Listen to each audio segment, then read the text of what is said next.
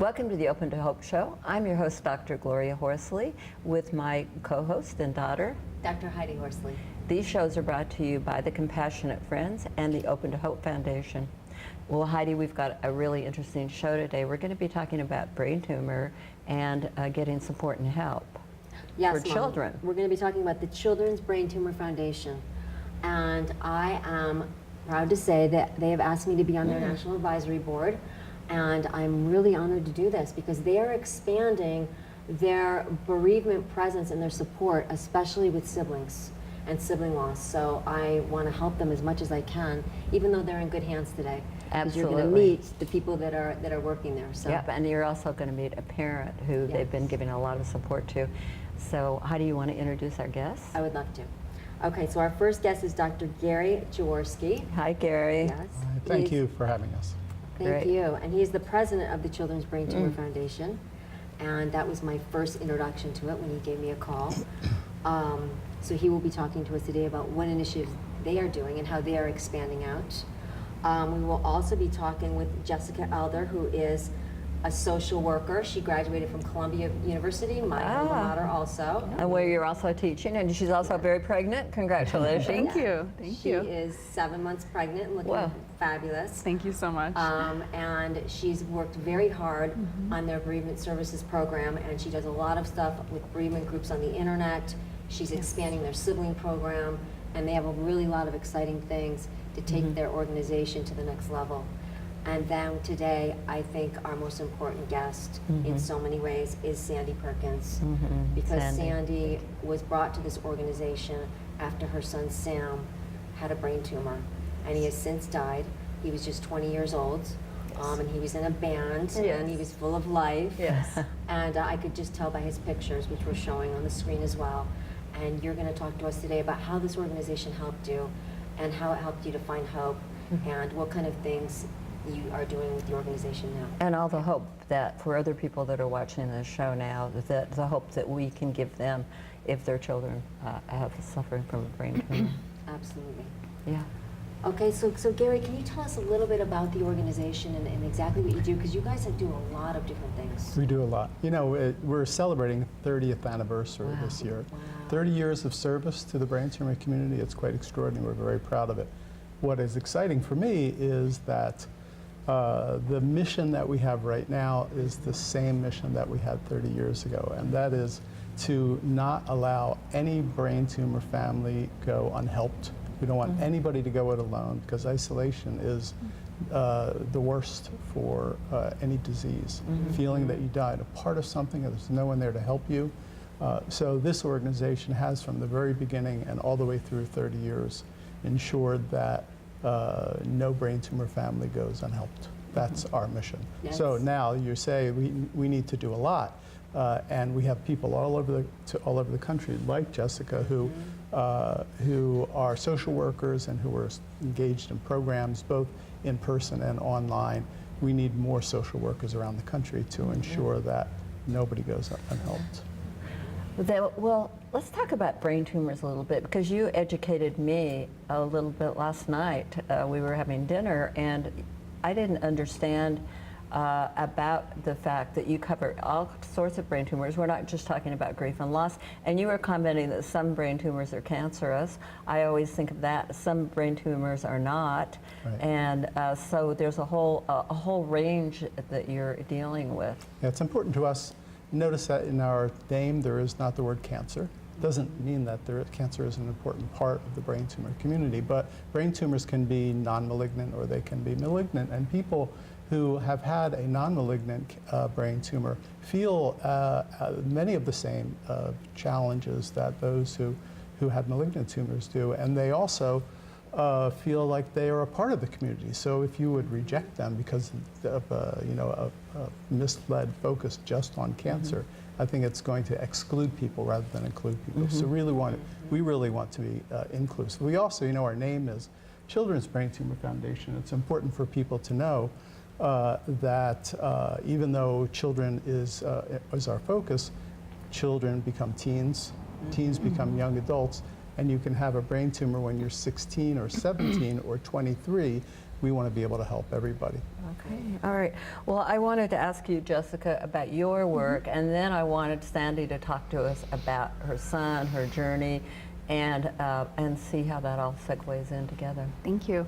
So CBTF offers a bereavement support program, and it's national. So whether you live in Arizona, New York, whatever state, whatever country, you can participate. And we offer these programs so that everybody can access us. And our goal is to create a community of support and to reduce isolation, very important in the bereavement community. So we offer a mentor program. So if a parent wants to reach out to another bereaved parent, we can connect them by phone, we can connect them And now with by the email. internet, that's really Exactly. made a change. It has, and we also, the parents go through a training. So we really focus on just making them feel more comfortable. We answer their questions. We talk about scenarios that come up that might happen during mentoring. We allow them just to feel more comfortable. We believe that parents will already be a really wonderful support to each other, but there is a training involved, and we can do that by phone, and sometimes we travel to do them in person. We collaborate with other organizations, and we have about 70 bereaved parents in our mentor network right now. And we also have 3 grandparents, and we have a couple of formally trained siblings, and that's one of the programs that we want to expand, is bereaved siblings. And I love the peer-to-peer support piece of this, because we partner with Compassionate Friends, and they're a peer-to-peer support organization. And I really love the fact that you're pairing people that have had a similar kind of loss.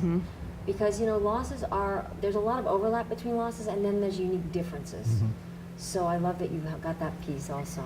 Yeah, and our mentors also help us in other ways. They help co-facilitate support groups that we do online, and sometimes they help with program creation, giving ideas. So we give them a lot of opportunities to get involved. And it's a volunteer program. So if a lot of times people will say, I really want to become a mentor, and we'll go through the training, and then they might not feel ready, or they can take a break, and that's completely fine, because we understand that they're not going to always feel up to it. So the bereavement program is really, really wonderful, and the parents find a lot of support from that. We also have online support groups that take place in a live chat room, and those take place monthly. We started those back in 2010. Wow. So I think we've done about 90 now. Wow. And I co-facilitate them with a bereaved parent mentor, which I feel is a really great dynamic, because it really helps the parents, I think, to feel comfortable. And there's professional moderation involved, but the parents really have plenty to talk about, and they always have it. They bring up whatever is on their minds that day. It's very casual.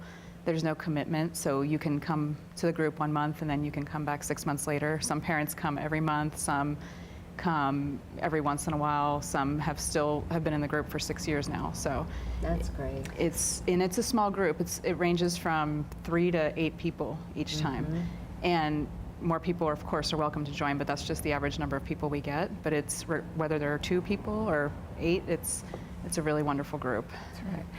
Fabulous. Well, Gary, do you want to introduce a clip? You brought a little clip for us from the Bereavement Center. We wanted to be able to show in as brief a way as possible the energy and the excitement of the organization. So what we did is we created a little spot, tells a little bit about the organization, offers our website if you need to contact us for an emergency. We have a toll-free number, which is on the website. This is the little clip you'll see. All right. Well, let's take a look at this clip. The Children's Brain Tumor Foundation is the nation's leader in quality of life programs for families with children affected by brain and spinal cord tumors. Connecting survivors, parents, and families through creative evidence-based programs, we build community while providing compassion and companionship. Please join us as we celebrate our 30th anniversary and build a stronger organization for the future. The Children's Brain Tumor Foundation, community and companionship on your journey. Great clip, really a good clip that you produced, and I think that people will really see the organization and how strong it is. It does. I think in 30 seconds, you guys really captured who you are, what you're all about, and what your mission is. So well done. Thank you. Yeah. So Sandy, tell us a little bit about your son and your journey. And how long's it been? It's been a little over 6 years. Since he passed since away. he passed But away. how many years did he have it before? He was only, he was diagnosed in January, and he passed away in November. Oh my goodness, that was very fast. He had Now, a was very- that malignant? Go ahead. It was, yes, it was a very aggressive. It's a type of brain tumor called diffuse intrinsic pontine glioma. Wow. DIPG. So it was a glioma, which means it has tentacles. Yes, and it was in his brainstem. which is inoperable. And that's your breathing area back there. It's everything. Yeah. I mean, everything goes through your brainstem. So there is no, the average survival for that type of brain tumor, at least at the time he had it, was 9 months, and that's exactly how long he lived. Now I know that there are, you know, it's an average, so there are some that live longer, 2 years, 3 years, Yeah. but still, you know, Right. it's a very aggressive. What a shock. Yes. What he a was. shock. Because to he go- was very Wow. healthy. I mean, he was going to college. He was in a band. He was having a wonderful time. I mean, he was just at that peak of life, you know, where you're, you know, okay, what's going to happen next? What is in store for me, kind of a thing. And then he started having very subtle symptoms that seemed odd, and we took him to the doctor, and next thing we know, they're telling us that he had a mass in his brain. Do we have time to share some of those symptoms? Because I think your viewers might Sure. Yeah. Yes. be instructive to hear that. Yes. Can you? The symptoms? Yeah.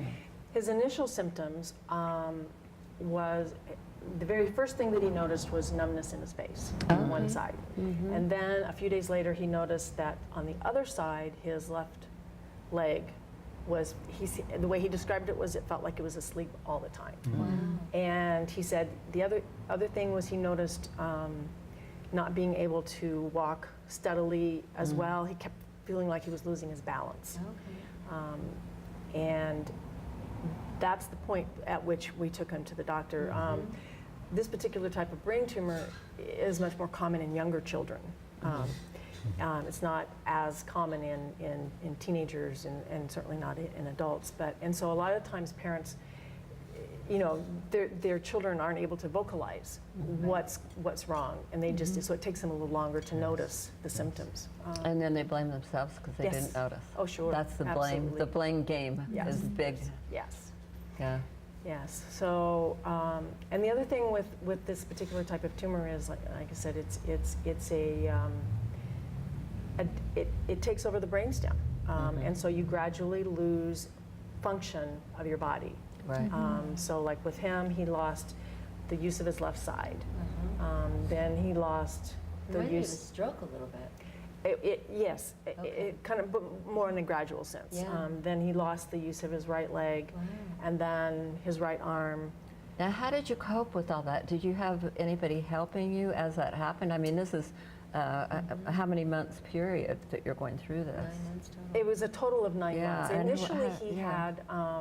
had, his was also a little bit different in that it had spread to a cerebellum, and so he did actually have surgery to remove the part that was in his cerebellum. And then he had the course of radiation that's typical for that type of tumor, and he had chemo, which is a particular kind of chemo that they've since found has no effect at all on DIPG. But we didn't know that at the time. And so after that, his function, let's say, stabilized for a while, and they call that the honeymoon period. Yeah. Who's helping you? We were at Barrow. So you were at a Neurological Institute, hospital and they were yes. helping you. And Yes. when did you find the foundation? I didn't find the foundation until probably a year or two after Sam had passed away. After, and how did you find it? I found them. I was just online searching, you know, and you Oh, know, online is great, isn't yeah, it? is. yes. I mean, that's I do that all the time. You just went on for brain tumors and whatever? Yes, and support and help, and I found the chat, the on-room, The support groups, the yes, online the support groups, the group chat room. online, the chat room. And I thought, okay, I'll try this. And it was wonderful because there's a variety of, the parents are at a variety of stages. You know, so you've got, you know, me, that was 2 years. There was somebody there who were, I don't know, like at 5 years. And somebody even more brand new than me. So it's, and there's like you were saying, when I'm talking to other people who have lost children to a brain tumor or currently have a child with a brain tumor, there's a lot we don't have to say to each other. We know, you know, because we are living it, and we know what the symptoms are. We know what it feels like. We know, it's just such an unspoken bond. Right. So Sandy, what's unique about the loss from a brain tumor? I mean, are there unique differences as far as There, that kind of a loss? for me, I would say the two biggest is, you know, you have your days that are difficult, Yeah. you know, after you've lost your child. And for me, one of the most difficult days is the day he was diagnosed. Right. It's right up there with the day Wow. he died. So that's and a I major never, loss. yes, I never would have thought of that before. And But shock. It's yes. A lot of parents say that. It's life-changing. That's What when do your you say? life It's change. A lot of parents say that. It's the life-changing moment. Yes, it's the moment your life changed forever, and that you changed forever because it changes you, you know, and What about the miracle hope? I just want to ask you, is there people hoping for a miracle? And you too, you worked with the families. Everybody hopes for a miracle till the end, don't you? of Yes. course, And a absolutely. treatment, and this new Yes. drug's going to come through, and you know. Yes, But I have to say, in this community, the word hope is used a lot, but they speak about genuine hope. Ah, that's Not interesting. some miracle. Interesting. People, because too often people say, you know, there's just the next thing, they're coming up with this, and they can often be false hope. Genuine hope is what they're really looking for, and that's done through really key research, which I know there's a lot of good research being now on DIPG, and that's a wonderful thing. right. So research is going on, and you're raising money for research, and We do. We have a piece of what we do certainly is research. We're the founder and key supporter of something called the Children's Brain Tumor Tissue Consortium, which uses brain tissue of children to identify the genetic and other factors involved and to improve new treatments, better treatments. wow. Well, Sandy, yeah, you were going to say something. I just wanted to add to that because, like I said, Sam had surgery at Barrow, and so when they took out the tumor that was in his cerebellum, they kept it there. And last year, I started thinking, we need to do something with this. It's a waste for this tissue to just sit there because this is tissue that was pre-treatment. Yeah. And so I met with one of the doctors with the CBT. At the consortium. Yeah. CBTF. Yes, and was able to have the tissue transferred. Wonderful.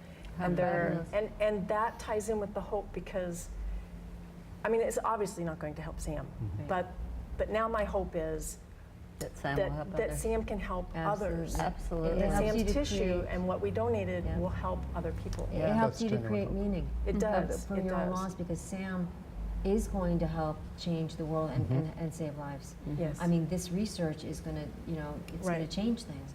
So I was wondering, with our social worker, since I'm a social worker here, Jessica, what themes and patterns do you see in these rooms as far as these chat rooms among bereaved parents and siblings as far as what helps them to heal and what helps them to find hope and what helps them to get out of dark places? Well, like many bereaved parents say, really usually what people say the most that's helpful is meeting other parents. Yeah. And we've talked about that in the bereavement community so many times and among parents, but just being able to connect with other parents is very powerful. So that's why we're always really trying to think of programs that create a community for them. And other themes that come up in terms of what's helpful, I mean, all kinds of ideas that parents share with each other. That's another great thing about our chat rooms and our support groups is that parents get an opportunity to ask each other for help. So they talk about, you know, what helps them get through the holidays, what helps them deal with milestones, and not just people think of certain things when we say milestones, but everything, attending a wedding since your child has passed, or, you know, just the littlest things that come up. Even in other holidays besides Christmas, Halloween is very difficult too, everything. They share those ideas.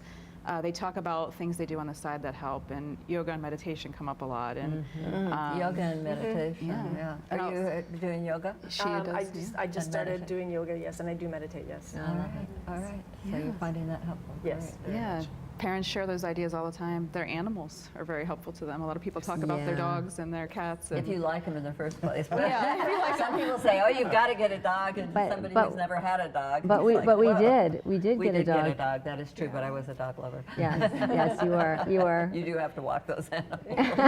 And take care of them. also too, talking about the signs that they see that their children send them. Oh, the and signs, continuing yes. bonds and how Yeah. they stay connected to their children. they share these stories with each other all the time, and they get ideas from each other, and they support each other, and it's really a beautiful thing to see that happening in the groups. I love that. I was just wondering for Gary and Jessica, for both of you, what inspired you to want to expand your sibling program? Because as a bereaved sibling who's been trying to build awareness for this for over 30 years, I find that doesn't even occur to people to build a bereaved sibling program and to expand it. So I was wondering how that came about. To just tell you one small story, we were part of a kids fashion show recently, and we invited the survivors. These are 5, 6, 7-year-old little kids, 9, and they were magnificent. Boy, they came out, they had designer clothes on, they did the runway. And the sister of one of the participants said, "That should be me out there, not you." Wow. And it hit me so hard to know we should have invited the siblings to participate as well. Wow. This was just a reminder of that what we're doing, expanding our siblings program throughout the country.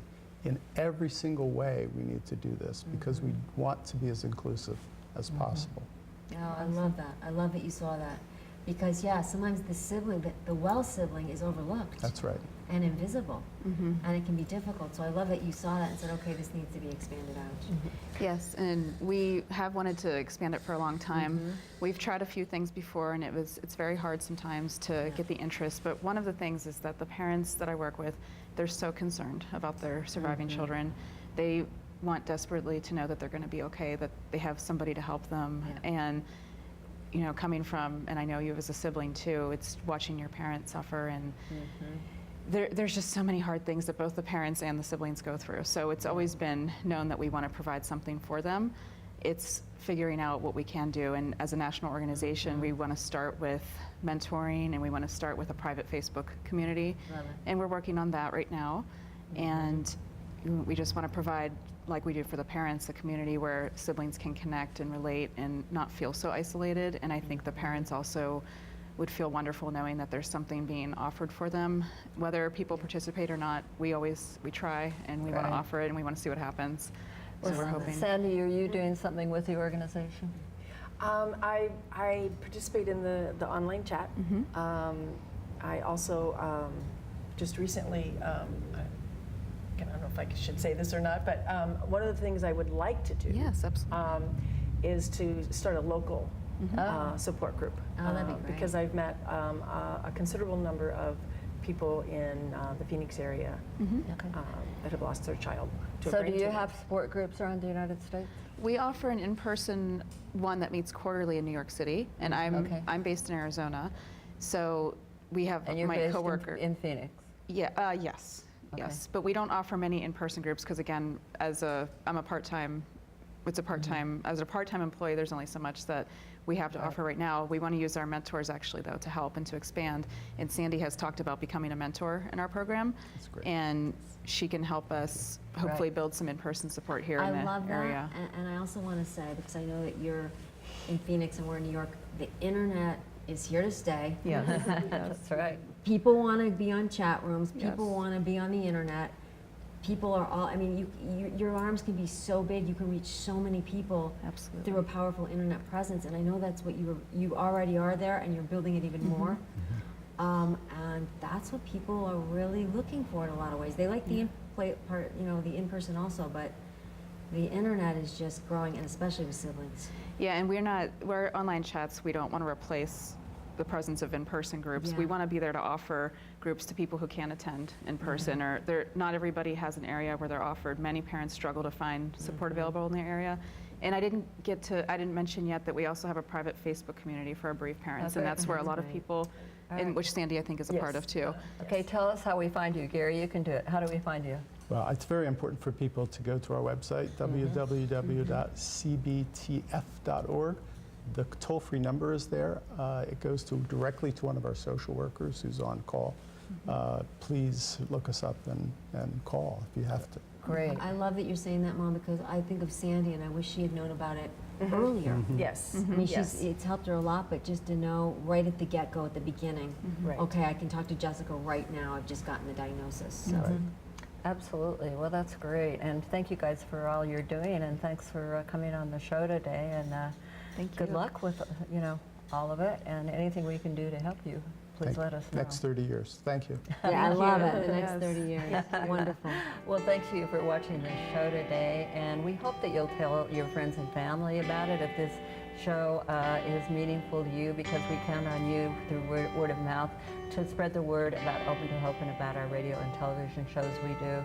And Heidi and I always want to remind you that if you've lost hope, please lean on ours until you find your own, and God bless.